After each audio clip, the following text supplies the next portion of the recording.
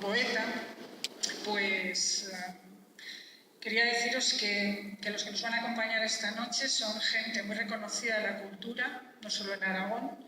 Estarán Ángel Petisme, Ricardo Joven, Ángel Guinda y por último Carmen París, que cerrará el acto si consigue llegar a tiempo.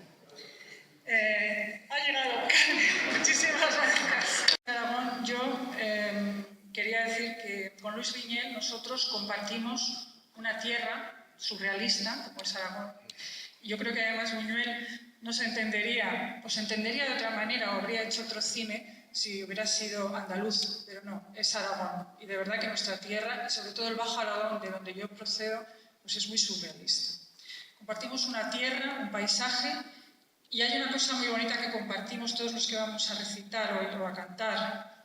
Compartimos una infancia aragonesa, que no es poco. Y aunque sea en el tiempo y muy a distancia, compartimos palabras, juegos y sobre todo paisaje, y eso marca. Octavio Paz dijo que Buñuel, cuando vio Los Olvidados, nombró a Buñuel, le llamó el poeta. Y era un poeta, exactamente, pero un poeta del cuerpo a cuerpo, con la realidad, con el secreto, con lo terrible, con el sueño y con lo precioso. Buñuel es un poeta que hace poesía en estado puro, pues el arte, cuando es libre, es testimonio de conciencia. Yo voy a leeros un poema que se llama Tierra de Buñuel, por esa misma infancia que comparto y que comparten mis antepasados. Espero que os guste. Tierra de Buñuel. Fui y levanté la mano sobre mí, pero yo no era el ángel exterminador. Aquí, en esta tierra seca de cerezas tempranas, las vírgenes de la lluvia son ahogadas cuando no llueve. Caolín y rojo que añora mar, rojo y caolín donde todo parece ordenado desde el tiempo uno. Y escuece en esta sequía la piel como hiel inmensa. Aquí en esta tierra los verbos son más caros que el silencio, y a la mudez y al extraperlo aquí nos condenó la tierra. Y del silencio vamos emigrantes, más allá de él, en una galopada seca y airada donde se suceden espejismos de lo verde y se desangra en rojo la tierra, luego blanca, como si fuese un dios aspal. Aquí todos los niños saben que con la noche larga llega el hombre del saco y que raramente la sorpresa se produce en el desierto. Somos sin palabras y así nos crece un tambor en la boca que luego deja que hablemos con los nuestros. Pocas palabras, pocas, pues las demasiadas no dejan soñar. Somos aragoneses, hechos de adjetivos sin sombra, y a golpe de tambor rompemos horas y segamos tiempos a golpe de tambor y sangre. Fui contigo y levanté la mano sobre mí, pero yo no era el ángel exterminador. Fui contigo y vi a mi pueblo y oí los tambores del tiempo que me lloraban en el corazón. Gracias. Es nuestro poeta, como le llamó Villena, de la sensibilidad del rock. Ángel es un poeta de la noche y, por tanto, de la vida en su inmensidad. Es un hombre capaz de cantar al amor y al colesterol, al desamor y a la injusticia. Es un cantautor aragonés capaz de soñar en Palestina, de amar en Bagdad, de denunciar siempre a los olvidados. Yo diría que es como nuestro Bob Dylan particular. Tiene la palabra Ángel Petisme.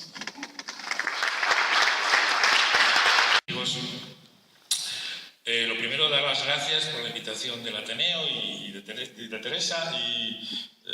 Bueno, yo tengo muchísimas anécdotas, no por haber conocido a Luis Buñuel, sino por ser un buñueliano y un empedernido cinéfilo. Y bueno, mi adolescencia en Zaragoza, en los cineclubs, no podía ser entendida sin la Vía Láctea, el Fantasma de la Libertad, y aquellos, cuando íbamos al cine todavía había cineclubs, ¿no? Y se hablaba y se aprendía mogollón. Bien, En el año 2000 se celebró, como sabéis, el centenario del nacimiento de Luis Buñuel y tuve la suerte de tomarme como 3 años sabáticos, prácticamente 2 años y medio, desde el 97-98, para realizar un libro-disco dedicado al cineasta Calandino, ¿no? Y entonces, bueno, pues aquello fue apasionante porque de nuevo reencontrarme con todo su cine, con todos los ensayos que se habían escrito sobre él. Bueno, la verdad es que quedé muy aducido y al final pues quedó un trabajo que anda por ahí. Y tengo muchas anécdotas, pero bueno, no sé, me acuerdo, por ejemplo, en Huesca, en el año 98, cuando fui a pedirle permiso a Juan Luis Buñuel, a su hijo, y le dije, Juan Luis, soy Ángel Petisme, no, usted no me conoce, no me trates de usted, tal, y voy a hacer un disco dedicado a tu padre. Y dice, pues mi padre no era cantante, ni era letrista y no sé qué. No, yo quiero sobre el cine, no sé qué. Bueno, muy bien. Y me dijo Juan Luis, disculpadme, lo dijo Juan Luis, no yo. Dice, bien, adelantita, pero si hay que cagarse en Dios, te cagas en Dios, ¿eh? Bien, esto es puro Buñuel y pura Calanda. Recordando la vigencia y la modernidad de Luis Buñuel, yo como músico, como poeta, hace muy pocos, en enero de este año, falleció David Bowie, un cantante, un artista maravilloso. Y David Bowie, una de las cosas que hizo a finales de los 70 fue llevarse, pues sabéis, los grandes artistas llevamos teloneros, yo no, yo me llevo a mí mismo, pero otros llevan teloneros y tal, que les abren y les calientan el público. Y Luis Buñuel, David Bowie se le ocurrió llevar la película de Un perro andaluz como telonero de sí mismo. Es decir, en vez de llevar un grupo de rock, proyectaban El perro andaluz. ¿Cuál no sería la sorpresa de que todos aquellos jovencitos de 14, 20 años se quedaban aterrados viendo las imágenes del perro andaluz diciendo, ¿esto qué es? ¿Un nuevo realizador? ¿Pan, after pan, es postmoderno? No entendía nadie nada y estaban absolutamente impactados, ¿no? Bien, para la vigencia de Buñuel nos supera, yo creo, a todos y está más vivo que nunca. El mejor... Anda, mira, ¿y eso? El mejor homenaje que se le puede hacer a Buñuel es seguir viendo su cine y, bueno... yo escribí, brevemente, unas cositas al acabar aquel trabajo de las 20 y tantas películas de Don Luis. Le dediqué una, no voy a leer los 20 y tantos, pero sí que escribí como pequeños haikus o, bueno, unos garabatos. Un perro andaluz, la encajera de Vermeer y el Ángelus de Millet. Un pintor y un cineasta juntos. Ojo, los olvidados. Del perro que ni andaluz ni perro. Del perro Canelo atado siempre al carro, del perro de Fuendetodos y Burdeos, del perro rabioso que mata el guardia civil, del perro Dolor de Frida Kahlo, de la perra Tristana de Don Luis, de este tiempo de perros y perritos calientes que el sabueso Buñuel ató con longaniza, me quedo con el viento de este perro sarnoso que avanza hacia la cámara mientras Jaibo agoniza. Robinson Crusoe. Vivimos en el Valle del Eco, enfermos de soledad, una antorcha que se apaga en el mar. Abismos de pasión. Cuando escuché esta frase, el vídeo se paró. La llevo en mis adentros, se rebobina. Como sé que voy a vivir poco, tengo que gozar de las cosas que asustan a los demás. Viridiana. Soy el hijo secreto de Viridiana y Jorge. Nací después de una partida de tute. Diario de una camarera. Gime a lo lejos una locomotora. Un caracol por las piernas de una niña violada. El discreto encanto de la hamburguesería. A todos estos burgueses, con sus pollos de plástico y su ritual, Buñuel no les deja cenar. Caminan por una carretera comarcal, buscan o huyen de la verdad? No lo sé. El fantasma de la libertad.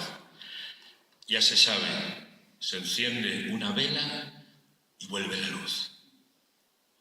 Y finalmente, no es un cadáver recalcitrante ni exquisito, no es ilegible ni la gran calavera, no es el fantasma de la tabla Ouija, tampoco un figurín de recortable, ni un santo para ponerle altares. Está más vivo que muchos de nosotros. Desde el puesto de periódicos observa. Él afloja las camisas de fuerza con que nacemos. Él explora tinieblas. Él nos hace reír. Misterio, sueño, deseo, libertad. Somos humanos, demasiado humanos, gracias a Luis Buñuel. Gracias. Voy a presentar brevemente a Ricardo Joven. Ricardo es actor y dramaturgo y un buen amigo, como todos los que están hoy aquí. Ha sido Buñuel, ha sido Lorca, ha sido Dalí, de la mano del Teatro del Temple con Alfonso Plo, y muchos lo habréis visto actuando en el Teatro Madrid. Es nuestro flamante premio de las artes escénicas a toda una trayectoria 2016, y su voz son muchas voces, como corresponde a un gran actor. Si se acercan al Museo de Calanda, pues al museo dedicado a Buñuel, escucharán su voz recreando a Luis Buñuel, a modo de memoria. Con ustedes, Ricardo Joven.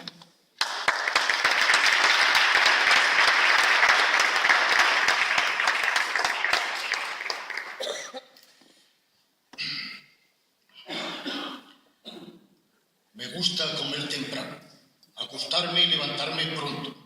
En eso soy completamente anti-España. No me gustan mucho los ciegos, como a la mayoría de los sordos. Todavía me pregunto si, como dicen por ahí, los ciegos son más felices que los sordos. No lo creo. Me gusta la puntualidad. No recuerdo haber llegado tarde ni una sola vez en mi vida. Si llego con anticipación, me quedo paseando ante la puerta a la que debo llamar hasta que sea la hora exacta. Me gustan y no me gustan las arañas. Se trata de una manía que comparto con mis hermanos y con mis hermanas. Atracción y repulsión a la vez. En el transcurso de las reuniones familiares podemos estar horas enteras hablando de arañas. Meticulosas y terroríficas descripciones. Siento horror a las multitudes. Llamo multitud a toda reunión de más de 6 personas. En cuanto a las inmensas concentraciones de seres humanos, son para mí un verdadero misterio que me inspira terror. Me gustan las culebras y sobre todo las ratas. Toda mi vida he vivido con ratas, salvo en los últimos años. Las domesticaba completamente y la mayor parte de las veces les cortaba un trozo de la cola. Es muy fea una cola de rata. La rata es un animal apasionante y muy simpático. En México, cuando acabé teniendo ya unas 40, la solté en el monte. Me gustan los pastelazos. En varias ocasiones he sentido la viva tentación de introducir una escena de pastelazo en una de mis películas. Siempre he renunciado a ello en último momento. Lástima. Adoro los disfraces, y eso desde mi infancia. En Madrid a veces me disfrazaba de sacerdote y me paseaba así por las calles, un delito que estaba castigado con 5 años de cárcel. También me disfrazaba de obrero. En el tranvía nadie me miraba. Estaba claro que yo no existía. Con uno de mis amigos, siempre en Madrid, nos gustaba hacernos los paletos. Entrábamos en una taberna y yo le decía a la patrona, guiándole el ojo, dele un plátano a mi amigo y ya verá. Él lo cogía y se lo comía sin pelarlo. El disfraz es una experiencia apasionante que recomiendo vivamente. Detesto mortalmente los banquetes y las entregas de premios. En 1978, en México, el ministro de Cultura me hizo entrega de un Premio Nacional de las Artes, una soberbia medalla de oro en la que iba grabada mi nombre. Ponía Buñuelos. Lo rectificaron por la noche. Me gusta la regularidad en los lugares que conozco. Cuando voy a Toledo o a Segovia, siempre sigo el mismo itinerario. Me detengo en los mismos sitios, miro, como las mismas cosas. Cuando me ofrecen un viaje a un país lejano, a Nueva Delhi, por ejemplo, rehúso siempre diciendo: ¿y qué hago yo en Nueva Delhi a las 3 de la tarde? Me gustan los arenques en aceite, como los que preparan en Francia, y las sardinas en escabeche, como las se hacen en Aragón, adobadas en aceite de oliva con ajo y tomillo. Me gusta también el salmón ahumado y el caviar, pero generalmente mis gustos alimenticios son sencillos, poco refinados. No soy un gourmet. Un par de huevos fritos con chorizo me proporciona más felicidad que todas las langostas a la reina de Hungría. No me gustan los poseedores de la verdad, quienes quieren que sean. Me aburren y me dan miedo. Yo soy antifanático, fanáticamente antifanático. Amo la soledad, a condición de que un amigo venga a hablar conmigo de vez en cuando. Siento un profundo horror hacia los sombreros mexicanos. Quiero decir con eso que detesto el folclore oficial y organizado. Me encanta un charro mexicano cuando me lo encuentro en el campo. No puedo soportarlo con un sombrero más grande todavía, todo cubierto de adornos dorados, si está en un escenario de una sala de fiestas. Y eso vale también para la jota aragonesa. Me gustan los enanos, admiro su seguridad en sí mismos. Los encuentro simpáticos, inteligentes y me gusta trabajar con ellos. La mayoría está bien como está. Los que yo he conocido no querrían por nada del mundo convertirse en hombres de talla corriente. No me gusta el espectáculo de la muerte, pero al mismo tiempo me atrae. Las momias de Guanajuato, en México, me impresionaron extraordinariamente. Se ven las corbatas, los botones, el negro bajo las uñas. Parece como si uno pudiera ir a saludar a un amigo muerto hace 50 años. No me gusta la política. En este terreno me encuentro libre de ilusiones desde hace 40 años. Ya no creo en ella. Hace 2 o 3 años me llamó la atención este eslogan que paseaban unos manifestantes de izquierdas por las calles de Madrid. Ponía: contra Franco estábamos mejor. Luis Buñuel, mi último suspiro, memorias. Poesía, que seguro pronto querrán escuchar a los hombres y mujeres del cine. Voy a presentar a uno de nuestros grandes poetas. Es Premio de las Letras Aragonesas y no solo es uno de nuestros grandes poetas en Aragón, por aquello de meternos en cajas, que de eso él sabe mucho, sino que es uno de los grandes poetas españoles de este momento. Sus poemas son una caja oscura que trabajan directamente sobre nosotros y que van más allá del silencio. Tiene una obra densa y diferente y ha conseguido lo que todos los poetas soñamos: ser un poeta para los demás. Con ustedes, Ángel Guinard. Solo tienes un defecto, que es una equivocación, y es que en vez de llamarte Teresa, deberías haberte llamado Generosa.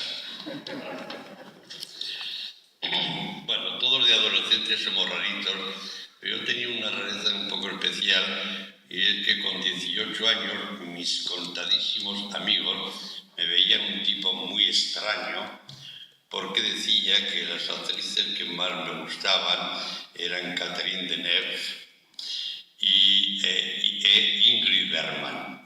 Entonces me decían: pero bueno, ¿no te gusta más Sofía Loren, Lina Lollobrigida, etcétera, etcétera? Pues no.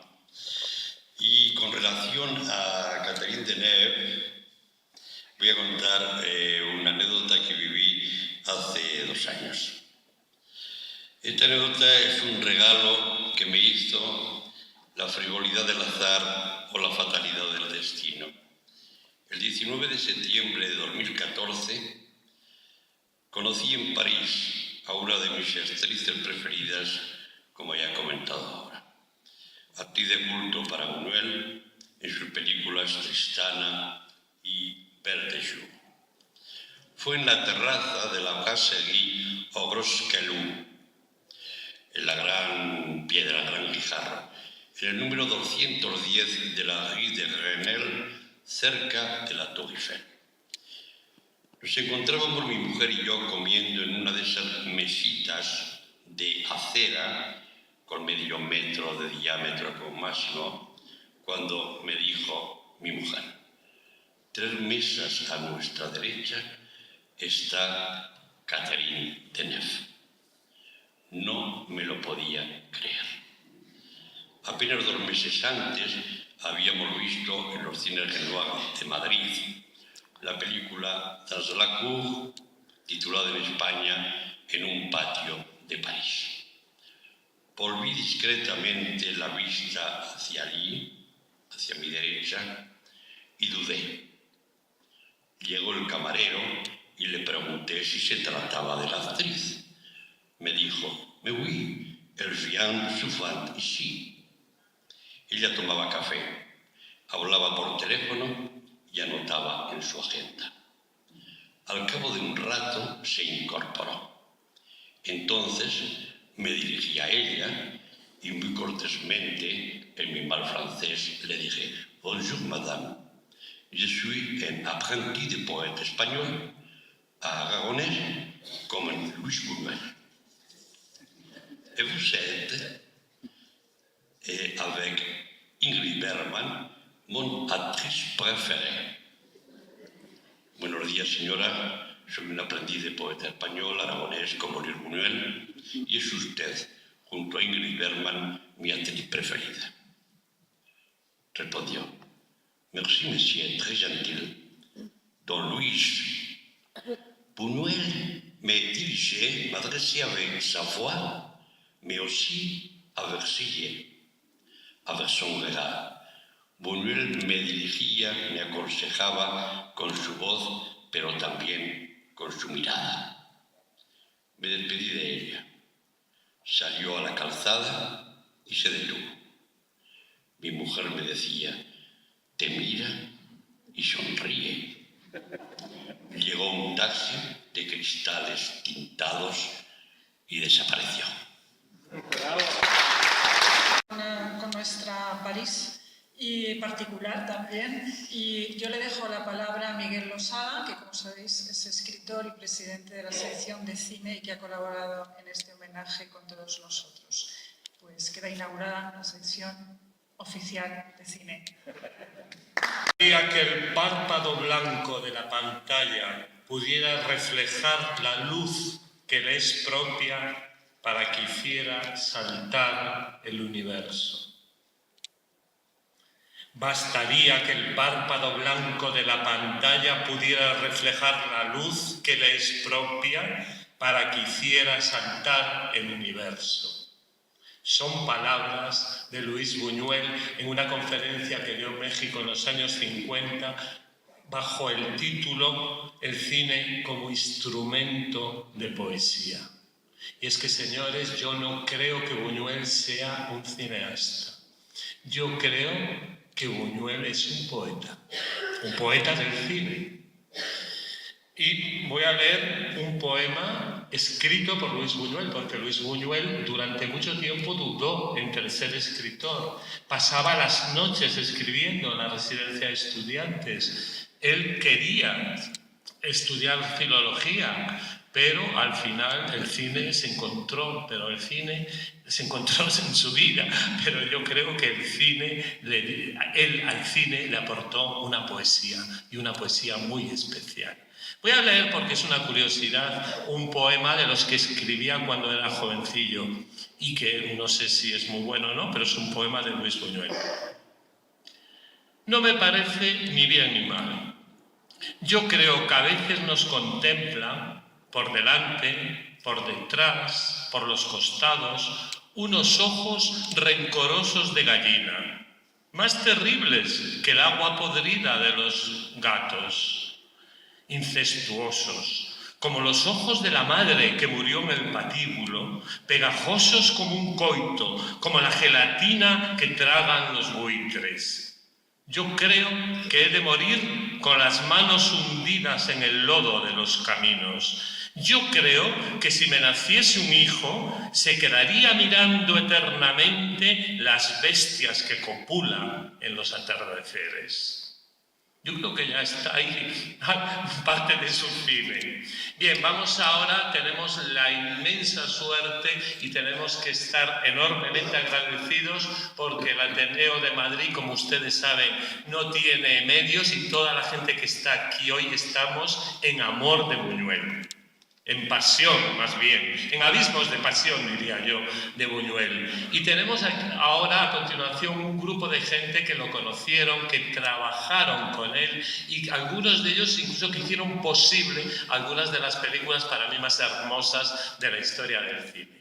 Antes vamos a tener la suerte de escuchar a Alicia Mayer, directora de la Universidad Autónoma de México, Universidad Nacional Autónoma de México, la UNAM, que como saben es la universidad más grande del mundo, y ella nos va a hablar brevemente un poco de esa pasión también de Buñuel con México, porque Buñuel se sintió feliz en México, vivió en México, se hizo ciudadano mexicano, tenía pasaporte de México desde el año 49 y allí rodó algunas de las películas más impresionantes. Simón del Desierto, El Ángel Exterminador, Los Olvidados, etc. Con ustedes, Alicia Mayer. Esta universidad en España tenga presencia en este homenaje a Luis Buñuel. En realidad, la Universidad de México es enorme, está representada por el rector y yo he tenido la gran fortuna de estar en la oficina de extensión de la UNAM aquí en España, que se ha inaugurado hace 3 años. Agradezco a los organizadores, en especial a Miguel Lozada, esta invitación que me honra. Me honra, pero no me sorprende. No me sorprende que se me pida representar a México en un homenaje a Buñuel. ¿Cómo entender la etapa filmográfica de madurez del gran turolense sin ese país en el que vivió 37 años? Buñuel llegó a México casi de carambola, se ha dicho en una nota reciente de la sección cultural del periódico El País, y es cierto. Esta nota refiere que el triunfo franquista le empujó fuera de España. Buscó, sin fortuna, un hueco en Hollywood. En plena psicosis anticomunista en Estados Unidos, Dalí aireó por escrito las filias políticas y ateas de su antiguo compañero de pupitre. Buñuel y su familia abandonaban este primer puerto de acogida en el año de 1946. La puerta a España se reabrió con la oferta de llevar al cine La casa de Bernarda Alba. De regreso a Europa, la familia hizo una parada en México. El proyecto se cayó y los Buñuel quedaron varados en el Distrito Federal. Quedaron varados en México 37 años, hasta su muerte en 1983. Mismos en los que Buñuel filmó más de 20 películas, de un total de 34 que filmó durante toda su vida. Fue sin duda el asiento en que el cineasta, como ya ha dicho Miguel, naturalizado mexicano por propia voluntad, como asienta él en sus memorias, vivió su plena madurez. En México filmó ese gran filme, Los Olvidados, que se ha mencionado aquí casi por todos los que me han precedido en el uso de la palabra. Los Olvidados fue declarada Patrimonio Intangible de la Humanidad. Buñuel filmó también Abismos de Pasión, La vida criminal de Archibaldo de la Cruz, Ensayo de un crimen, y Nazarín, ganadora de la Palma de Oro del Festival de Cannes. Gracias al prestigio que le proporcionó esta película, junto con Los Olvidados, obtuvo el reconocimiento internacional que le permitiría continuar su producción personal. En todas sus gráficas de ese tiempo está retratado México, con sus grandezas y miserias. En ellas se puede apreciar los distintos ambientes de mi país, con sus selvas tropicales, sus manglares, los interminables espacios del concreto citadino, y también lo que el propio Buñuel sintió y vivió en carne propia y que inevitablemente interpretó en sus películas, a veces de manera inconsciente. México fue definido, así como Aragón, como un país surrealista. Fue definido así por André Breton, por Salvador Dalí y por el propio mexicano Diego Rivera, aquel gran muralista. México fue parte del universo de Buñuel, parte de esa experiencia maravillosa y creativa que vino tras muchas rupturas y vivencias. Creo que Buñuel supo acoplarse a ese mundo surrealista mexicano. Quien ha ido a México no me dejará mentir. La mayoría de las veces no sin asombro. La vida en las calles, la forma de ser de las personas, el habituarse a los usos y costumbres, etc. Todo esto lo relata en sus memorias con gran elocuencia. Ya hemos escuchado una parte de esas preciosas memorias. Hay mucho más que se refiere a México, ese mundo que le causaba asombro. Al leerlas quedamos fascinados y divertidos con las anécdotas. Algunas son horripilantes, experiencias muchas veces espantosas, pero que nos divierten, así como había gente que se reía en el cine con El perro andaluz. Parece increíble. Y es que encontraba Buñuel en las personas, por ejemplo, una gran afición a portar armas y utilizarlas ante el menor agravio, costumbre que observaba aún, dice él, en el propio ministro de Educación. Octavio Paz hizo una gran labor para promover Los Olvidados, una película que había generado polémica e incluso disgusto. La labor de nuestro poeta y escritor mexicano fue clave para que Buñuel, aunque odiase los precios, recibiera con beneplácito aquel reconocimiento en Cannes. La Universidad Nacional Autónoma de México tuvo un papel importante en la gestión cultural de la casa del gran cineasta, por supuesto en México. A pesar de ser el mexicano el periodo más productivo de la carrera como director de Luis Buñuel, no abundan los estudios sobre esta etapa tan fructífera e importante. Por ello, quisiera decirles que el Centro de Estudios Mexicanos de la UNAM en España coeditará próximamente con la revista Turia un número dedicado a Buñuel, proyecto en el que mucho nos enorgullece participar. Varios autores mexicanos, la mayoría vinculados con nuestra universidad, ofrecerán un panorama muy amplio, diverso y original sobre la trayectoria del director turolense, tanto personal como profesional, como lo digo, pero es importante recalcarlo, la cual asegura un amplio abanico de perspectivas interpretativas sobre el autor y su producción, sus obras, su relevancia dentro del contexto mexicano de la época y el lugar que ocupa en la actualidad ese cineasta español-mexicano. Muchas gracias. Ese asomo a otra cosa que en último término es la única cosa que cuenta para los poetas. Por todo eso, usted es una de las pocas razones por las que estoy contento de haber vivido en este tiempo. Julio Cortázar. Seguimos con el poeta, parece. Bueno, a continuación ya entramos en personas dedicadas totalmente al cine. Va a hablarnos nada menos que Sol Carnicero. Sol Carnicero, que bueno, desde los tiempos de la residencia con Narciso Ibáñez Serrador, es directora de producción de películas como El crimen de Cuenca, La escopeta nacional, Las bicicletas son para el verano, La vaquilla, Esquilache, en fin.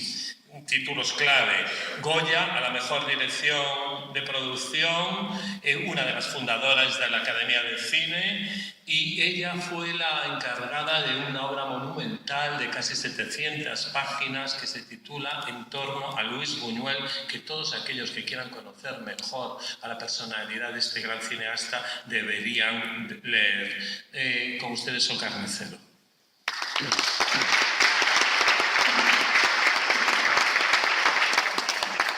Para decirme que participara en este acto tan emotivo y tan bonito. Al principio lo dudé porque, bueno, yo a Luis Buñuel lo conocí muy poquito, o sea, lo conocí, ahora explicaré cuándo y cómo y lo que me dejó de recuerdo. Y pensé que eso no era suficiente para venir aquí y explicarlo. Pero luego me di cuenta de que sí, que había hecho... A ver, yo he tenido mucha suerte en mi trabajo. Creo que lo he hecho bien, pero he tenido mucha suerte. Porque he caído en el sitio justo, en el momento oportuno y con las personas adecuadas. Hoy en día es muy difícil eso, yo creo que no hay personas adecuadas. Pero antes sí, antes había unos productores que producían por amor y quizás también por dinero, no digo que no, pero yo creo que anteponían el hacer las cosas que querían y bueno, a mí me tocó caer en una de esas casas. Me tocó caer en la productora de Alfredo Matas cuando yo era muy jovencita. Y era todavía, bueno, estoy hablando del año, pues me parece que era el 76 o sí, el 77, cuando vino Don Luis, ya había hecho Viviana, ya había hecho Tristana, ya había hecho, bueno, ya sabíamos quién era Buñuel, los jóvenes, y estaba preparando, bueno, ese oscuro objeto del deseo. Yo era, creo que auxiliar de producción, vamos, el último mono de la oficina. Y presencié algunas cosas que dije, bueno, estoy con un genio, o sea, tengo la suerte de estar con un genio. Ya estaba también preparando cosas con Berlanga, no es aragonés, pero es hijo de aragonesa, algo hay por ahí en Aragón y he tenido la suerte de conocer a muchos otros aragoneses que tienen ese genio. Ahora mencionaré otro y por qué se hizo este libro también.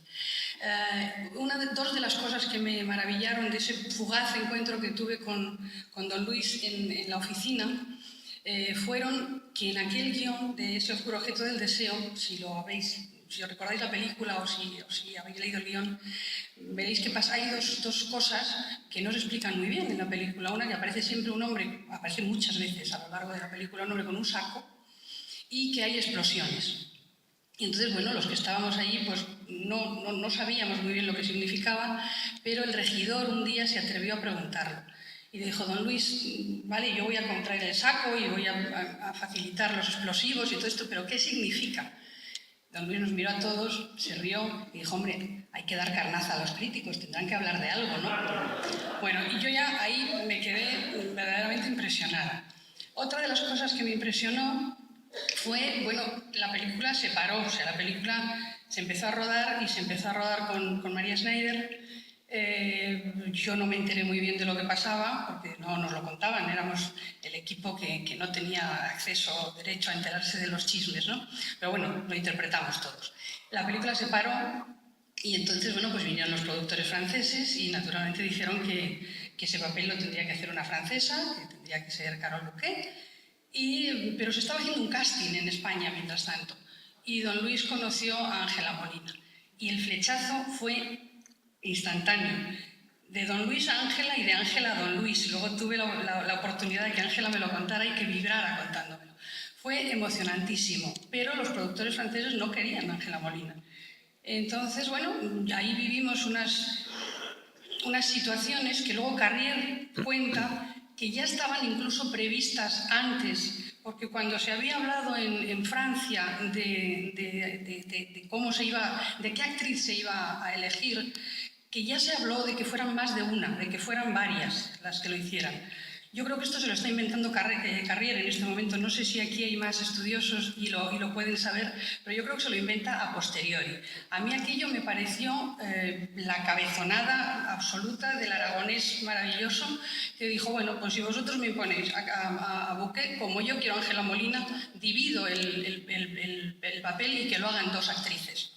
Aquello, y yo quiero recoger los testimonios que estoy segura que mucha gente que los periodistas no persiguen nos pueden dar y pueden dar un reflejo muy grande, un mosaico, una tesela, una panoplia de lo que era Don Luis. Y me dejaron hacerlo. Y yo casi no me lo creía, decía, bueno, pues allá que me lanzo. Entonces me lancé a hacer este libro con Daniel Sánchez Salas y aquí está. Tuve la suerte de conocer a algunas personas que no conocía, otras sí, otras ya las conocía porque eran compañeros de trabajo, alguno hay aquí hoy entre nosotros, y a otros tuve, como digo, la suerte de conocerlos. Me hablaron muchísimo de Buñuel. Cada uno se había fijado en unas cosas, porque cuando estamos cerca de una persona, dependiendo de nuestra propia personalidad, cada uno nos fijamos o a cada uno nos impactan o nos llegan más unas que otras. Y yo a mirar y verdaderamente estoy muy orgullosa de haberlo hecho Y bueno, pues si no nos podemos extender demasiado ahora con él. Hay 3 personas de las que entrevisté que están aquí y que van a hablar ahora. Son Jesús Fernández, que va a hablar, Pedro del Rey, que bueno, que también es un montador. Jesús Fernández es actor, Pedro del Rey fue su montador y aquí está. A Pedro lo conocía de muchísimo antes, por supuesto. Y después Pere Portabella. Pere Portabella, que yo creo que es casi un poco el culpable de que Buñuel volviera a España y que hiciera, después de ese periodo mexicano, su primera película aquí en España. Y va a estar aquí y él os lo va a contar. Me encantó conocerlo a Pere, yo no lo conocía tampoco, había oído por supuesto hablar muchísimo de él, a mis productores, Alfredo Matas, él está en Barcelona, Atas de Calnegra. Yo la llamé para hacerle esta entrevista y como no le gustan las entrevistas, pues me dijo, bueno, no sé, yo vivo aquí, muy apartada del mundo. Le dije, yo voy a ir, o sea, tú no sabes lo cabezota que yo puedo ser, yo voy a ir, ¿me recibes o no me recibes? Y me dijo, sí, si te animas, esto está perdido, no sé qué. Bueno, yo fui y hoy en día pues es mi gran amiga, es una mujer fascinante. Ella también se prendó de Don Luis y Don Luis se prendó de ella. Y por último, ya para terminar, pues lo querría cerrar con un brochecito, que también es otra palabra que utilizaba mucho Don Luis y que seguramente ahora utilizaría también, y no tengo que decir para señalar a quién, todos lo sabemos, los putrefactos. Ella, no solo el director, pero una de las figuras esenciales en la cual solo serían unos cuantos recortes es el montador. Habría que hacer algo para que los montadores tuvieran el reconocimiento que merecen, porque son creadores y forman parte muy importante de lo que es el cine. Y tenemos aquí uno de los más importantes que ha dado este país. Él ha hecho el montaje de películas como Los Golfos, El Cochecito, Llanto por un bandido, El amor brujo, Atraco a las 3, La tía Tula, no voy a continuar. Pero está aquí muy especialmente porque es el montador de Viridiana y de Tristán. Casi nada. Con ustedes, Pedro del Rey.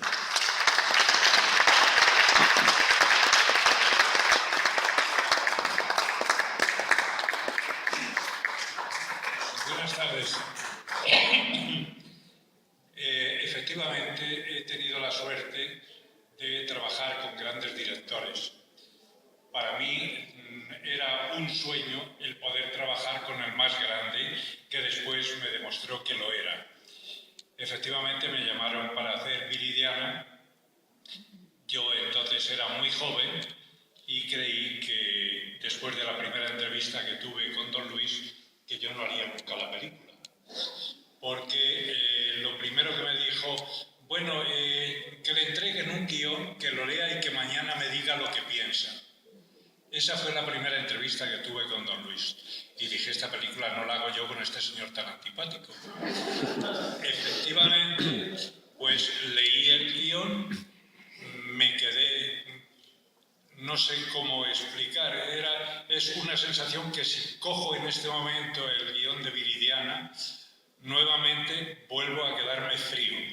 Y entonces cuando llegué al día siguiente me dijo, ¿qué le ha parecido a usted el guión? Digo, es muy bueno, sí. Esta película no se hará en España. Y dijo, hombre, no me diga usted decir que es una película blasfema. Digo, nunca diré yo esa palabra. Pero efectivamente. Entonces dijo, bueno, pues mire usted, empezamos a rodar pasado mañana y le espero a usted en la Quinta del Pardo, que es donde empieza el rodaje de esta película. Bueno, pues muy bien. Efectivamente, me recogieron un coche de producción, me llevaron allí a las 8 de la mañana. Yo no pintaba nada en el rodaje. Y llegué allí y me dijo, hombre, ¿ha llegado usted? Digo, pues sí, me citó usted aquí y aquí estoy. Dice, bueno, pues muy bien. Y entonces la script se retrasó. Se iba a pedir motor, pero no había script. Y entonces en aquella época maravillosa, teníamos unos libros de cámara donde se ponían las lecturas de principio y de fin de cada una de las tomas y demás detalles del rodaje. Y como no estaba el script, Juan Luis se acercó a su padre y le dijo, oye papá, que es que no ha venido el script. Dice, bueno, no es ningún problema, para eso es para lo que citaba el montador. Y entonces le digo yo, que yo voy a llevar el libro de cámaras. Y en ese momento apareció aquella señora toda preocupada, ay, perdón, que me he retrasado. Que no permitía una tercera persona durante el montaje de las dos películas. Efectivamente, para mí hay una anécdota que siempre a todo el mundo le llama hoy todavía la atención, y es que el día anterior a comenzar el montaje, pues me dijo, bueno, don Pedro, pues entonces mañana nos vemos a las 9. Digo, perfectamente. Yo normalmente he sido puntual toda mi vida y llegué a las 9 menos 5. Cuando yo llegué a la puerta de los estudios CEA de Madrid, donde efectuábamos el montaje, se abrió la puerta del taxi y bajó don Luis. Dice, hombre, don Pedro, ¿pero ya está usted aquí? Digo, bueno, sí, hemos quedado a las 9. Dice, efectivamente, usted lo dice, a las 9, pero no a las 9 menos 5. Y le dije, bueno, efectivamente nos fuimos a desayunar. A partir de ese momento, todos los desayunos con don Luis era un café con leche y él pedía siempre 4 porras para cada uno. Efectivamente, yo comía 2, el resto desaparecía. Ese era el desayuno. Bien, pues todo viene a cuento que al día siguiente yo dije, a mí este señor no me va a pisar. Y llegué a las 9 menos 10. Y cuando llegué se abrió la puerta del taxi y apareció él. Y me dijo, hombre, don Pedro, esto no es serio. Digo, ¿cómo que no? Digo, mire usted que le he dicho que soy muy puntual. Y usted ayer llegó a menos 5 y yo hoy llego a menos 10. Y dice, bueno, vamos a dejarlo y mañana a las 9. Palabra, palabra. Yo me presenté a las 9 menos cuarto. Y me dijo, mire usted, vamos a dejarlo porque el montaje no se va a comenzar a las 6 de la mañana. Porque claro, íbamos a ir de un lado para otro. Tuve la gran satisfacción de que me comunicaran que él había pedido desde México que yo montara Tristana.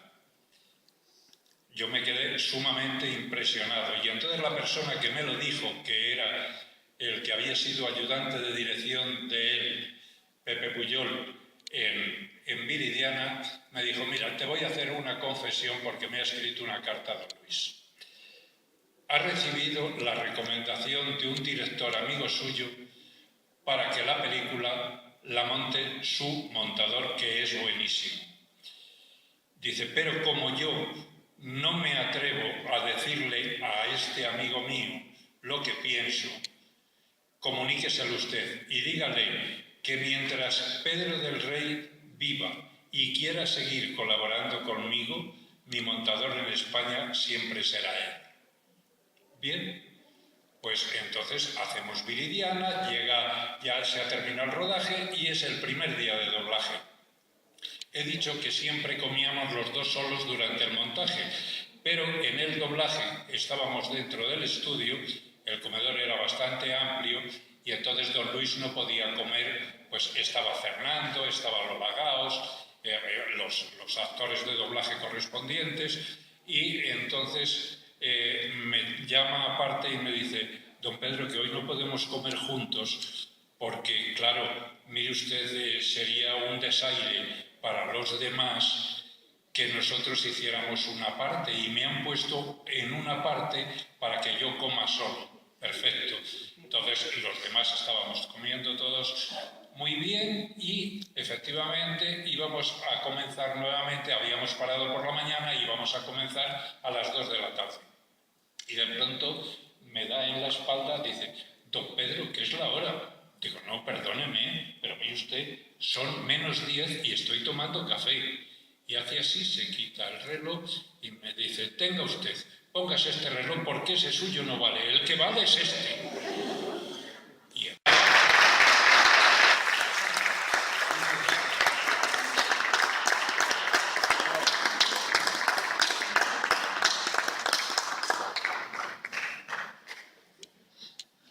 muchos de los escritores que están en la sala pueden escribir con esto una historia, El reloj de Buñuel.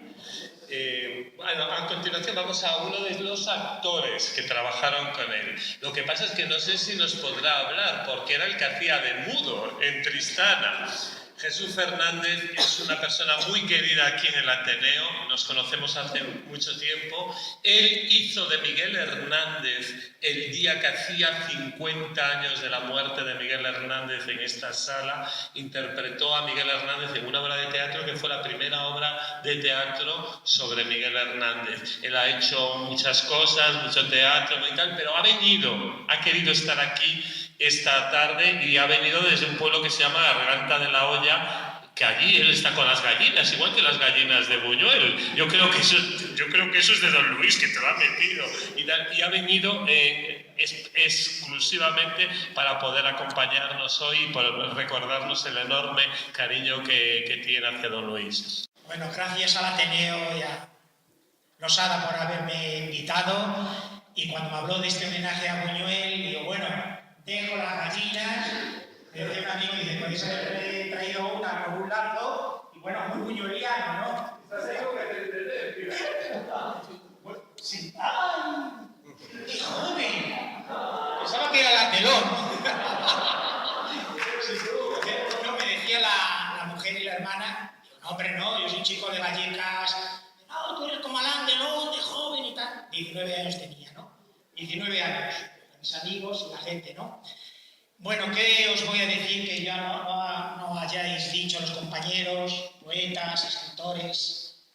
Pedro, cuando tú eras ya un experto, yo empezaba con Buñuel, ¿no? Bueno, hablar de Buñuel a mí se me va la olla. Un chico vallecano, medio hippie, medio bohemio, haciendo teatro por ahí por los pueblos, pidiendo con el sombrero. Estaba terminando la escuela de arte dramático y bueno, me enteré de estas cosas como Pedro, me acababa de coger a mi Buñuel con Manuel Galeana, los grandes, yo un don nadie, ¿no? Y bueno, fui a ese casting, es imposible, pero bueno, no, ya lo tengo, ¿no? Y allí que me presenté en la calle Princesa, estaba Ducay y algunos más por allí, me vio Buñuel, me miró de arriba abajo. Y dice, ¿tú tienes algún problema con quedarte el pelo corto como auspiciado? Digo, no. Digo, bueno, lo único que los mismos se van a reír de mí. No te preocupes, si se ríen de ti, dile que estás haciendo un papel importante con Luis Buñuel y se van a acabar las risas. Y me dice, no, en la escuela de radio dramática olvídate de estudios y tal, y de igual, ¿no? Bueno, así por ahí que ahora os daré a Pedro, a ti, hice un documental que se puso en la Sala de Blanca llamado Buñuel y su orden. Buñuel y su orden de Toledo, un homenaje a los tres de la Residencia, donde hago un análisis de todas sus películas, con ella Gibson que trabajó, Javier, que era presidente, no sé si sigue siendo de la Academia de Buñuel, de la Fundación, y otro director de cine que ahora no recuerdo, y bueno, ahí sí que le hago un homenaje, y digo esto que estoy diciendo, que mi vida pegó un cambio, fue un hombre... Para mí, yo en aquella época no sabía lo que estaba rodando, es decir, yo a la ventana decía, tira chinas, digo, bueno, ¿por qué tiro chinas? Y luego me di cuenta con el tiempo de lo que significaba, pero yo no sabía, Buñuel me utilizó en el sentido más poético de la palabra. Yo tiraba chinas, y luego yo vi la película, tú sabes lo que... Pero esto, bueno, parece ser que no soy yo no soy un experto en cine de crítico, pero según los críticos dicen que es el testamento Tristana, el testamento cinematográfico de Luis Buñuel, ¿no? ¿Qué cosas he aprendido de Buñuel? Algo muy importante, que es la honestidad, la dignidad, la nobleza y el no traicionar sus ideas. O sea, Buñuel nunca se vendió por un plato de lentejas. Estaba en México, hacía con poco presupuesto, como ha dicho la compañera mexicana, y es cierto, pero hacía sus películas. Le traicionó Dalí, acusándole de lo que ha dicho la compañera, y bueno, después de ser uña y carne, pues nada, sí, Dalí por el dinero y Buñuel por la rebeldía, ¿no? De revolucionar las costumbres, de contribuir a esa gran obra de transformación social. El aspecto técnico del cine me es indiferente y solo me preocupa el humano. Nosotros vamos al escándalo con todas sus consecuencias. Luis Buñuel, 1930. Unos pocos años después de que se hiciera socio de esta casa, porque hay que decirlo, estamos haciendo también el homenaje al Ateneo, porque el 24 de octubre de 1924 Luis Buñuel se hizo socio del Ateneo y lo fue durante 8 o 9 años. Lo que pasa es que, como saben ustedes, los archivos del Ateneo fueron incautados y probablemente quemados, no se sabe qué, después de la guerra, y no se tiene apenas documentación, pero sí hay constancia, y además Borau decía que era una cosa bastante misteriosa, y que porque él no había hablado mucho de eso, pero el caso es que se hizo socio, pagó sus 46 pesetas por hacerse socio, o sea que no sabemos mucho más de lo que hizo por aquí, pero la sección de cine del Ateneo de Madrid, desde hace por lo menos 20 años, se llama Sección de Cine Luis Buñuel. Y gracias tengo que dar muy especialmente a Sagrario Rosada, que no es prima mía, pero algunos lo piensan, porque lleva pues, más de un año en este ciclo. Hemos proyectado casi todas las películas de Luis Buñuel y yo creo que además ella lo hace con coloquio, con un empeño bárbaro, y pido un aplauso para Sagrario.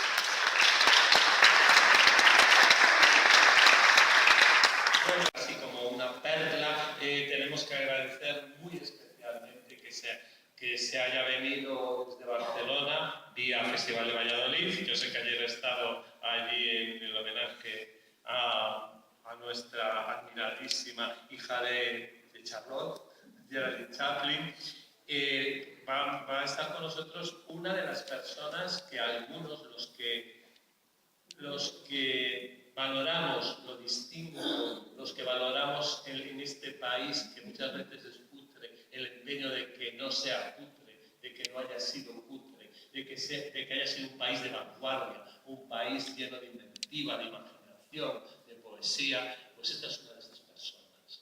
Guionista, director, productor, fundador de Films 59, donde gracias a eso se pudieron hacer películas como Los Golfos, como El Cochecito.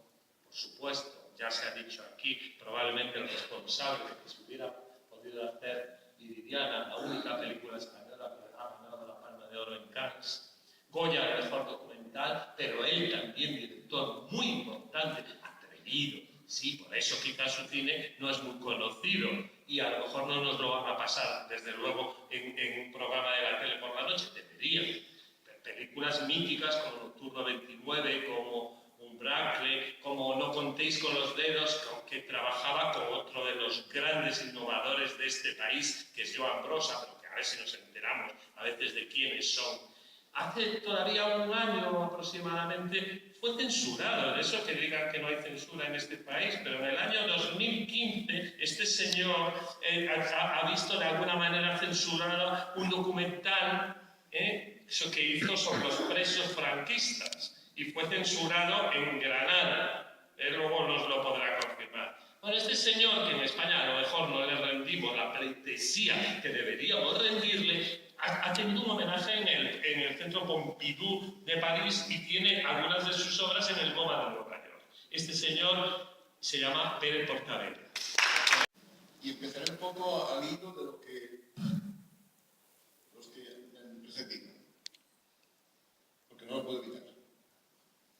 Luego contaré, en esa sección, lo más brevemente posible, que mi experiencia de entrada en el cine, cómo entré en el cine, de dónde venía yo, que venía de las vanguardias artísticas, cómo entro en el cine, con una idea preconcebida de lo que quería, una actitud política ideológica clarísima, y en un periodo de tiempo que va de Cannes de 1960 y termina un estallido monumental en Cannes también, a 1961. Con Buñuel me dice bruces. El primer paso que, brevemente lo voy a contar, para saltar yo al cinema viene por el azar. Entre las vanguardias artísticas que me movía yo precisamente, interesado por su radicalidad en los códigos, en los lenguajes, por pura sensibilidad, Estaba Antonio Saura, como estaba Tapies, como estaba Millares, como todos los artistas contemporáneos de aquel momento de las vanguardias. Un día Antonio me dice, nosotros veíamos las películas, por ejemplo, en casa de Tapies, porque era la única que triunfaba, tenía dinero, volvía de París, y entonces nos pasábamos las películas de Buñuel, precisamente. Y también las películas como de Dreyer, Murnau, etcétera, los clásicos. Y me cuenta que tiene un hermano, Carlos, que ha hecho un documental, Cuenca, y que tiene un guión que nadie lo quiere, pero que creo que merecía la pena que lo leyeras, que era el guión de los golfos. Lo había rechazado precisamente un índice.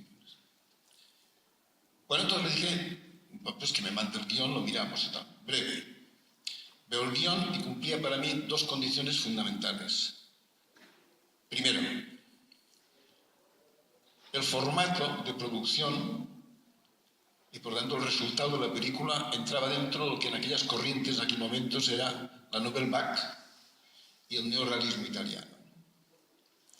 En segundo lugar, era low cost en aquella época.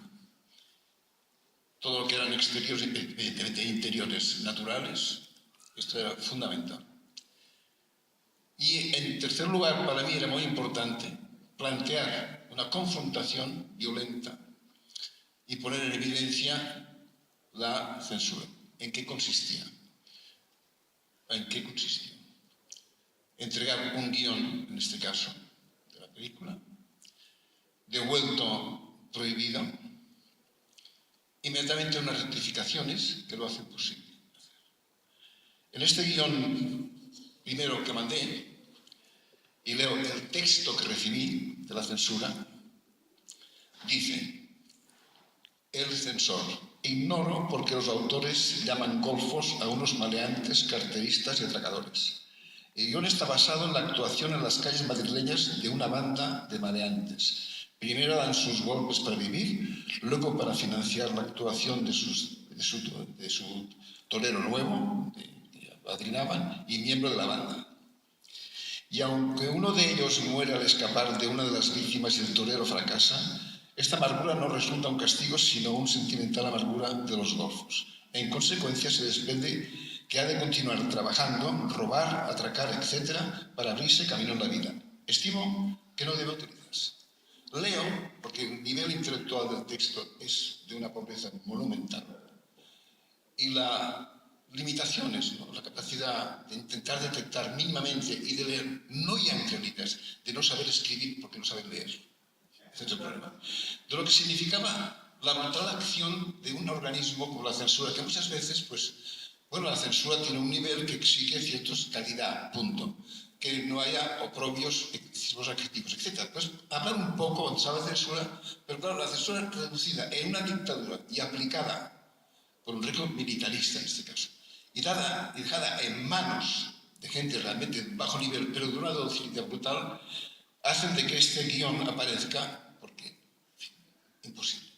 Total que yo mandé el guión arregladito. Y entonces lo vuelven a mirar y dicen: entiendo, dice el censor, que si estas observaciones se tienen en cuenta, el guión pueda utilizarse y por lo tanto la película no ofrecería dificultades serias. Bueno, pues agarro el guión, lo montamos y hoy me ha emocionado seriamente encontrarme aquí, por ejemplo, a Pedro,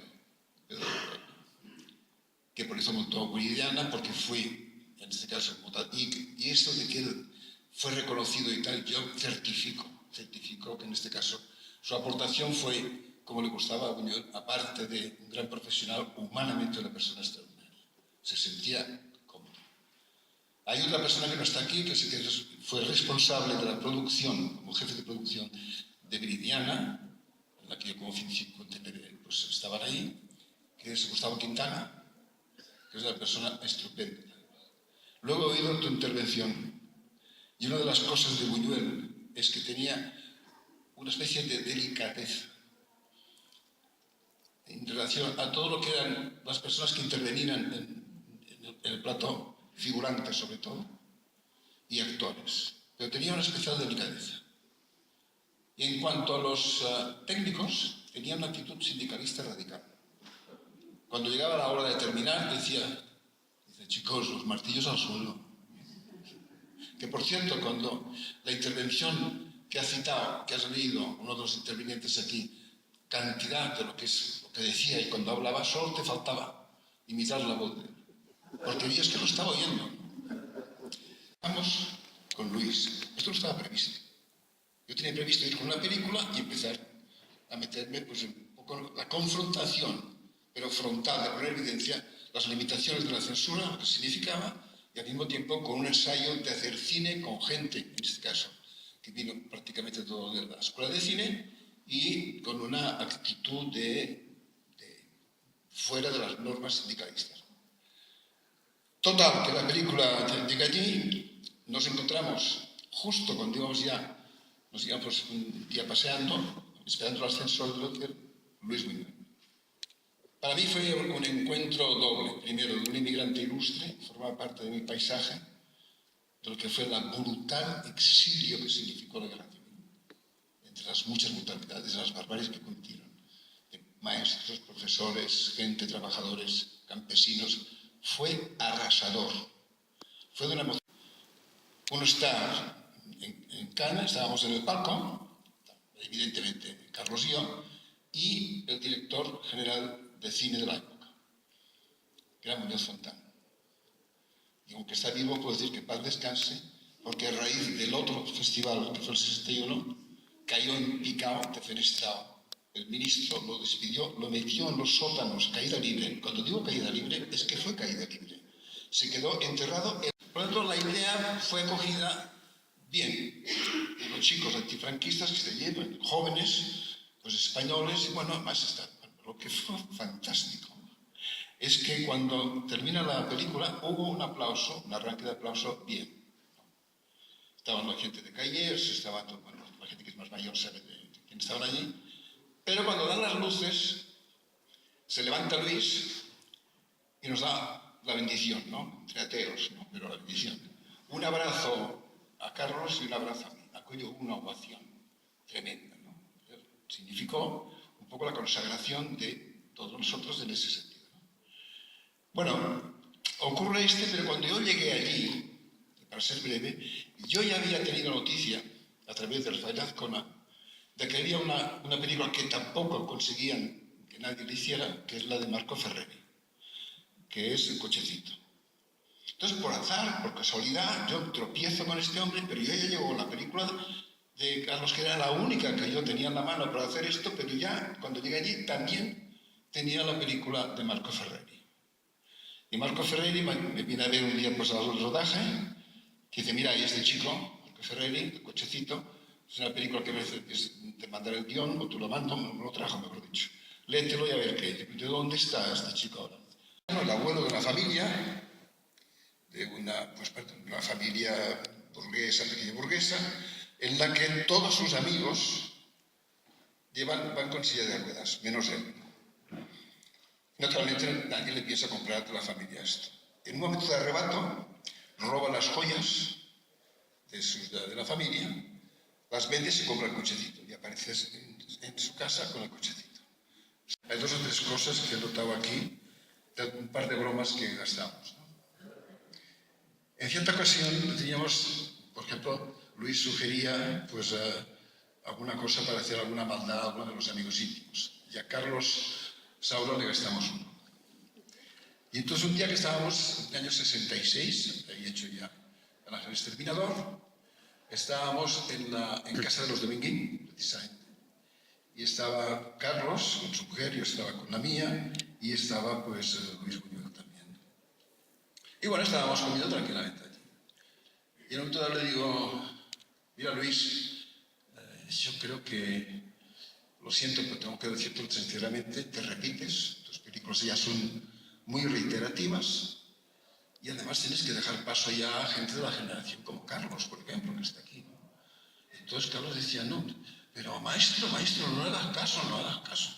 Yo creo que tendrías que dar paso, porque es que yo creo que además saber acabar a tiempo, decía yo. El acabar es también una virtud y te salvarías. Y entonces, bueno, dice, caramba, pues fíjate, pues tienes razón, ¿no? El tiempo no pasa en balde, ¿no? De manera que sí, pues bajo al cine y fuera, ¿no? Bueno, entonces, Carlos, Carlitos, desesperado. Y de repente yo le digo, ¿me lo firmas? Entonces aquí he traído el original, la copia del original del texto que escribió en un papelito allí. Dice, don Pedro, dice, te pongo don Pedro para darle solemnidad. Me pone el don. Dice, usted me lanzó, usted me conoce, por consiguiente creerá usted lo que afirmo rotundamente. Mi película, El monje o los crímenes del amor, será mi última película. Abajo cine. Luis Buñuel.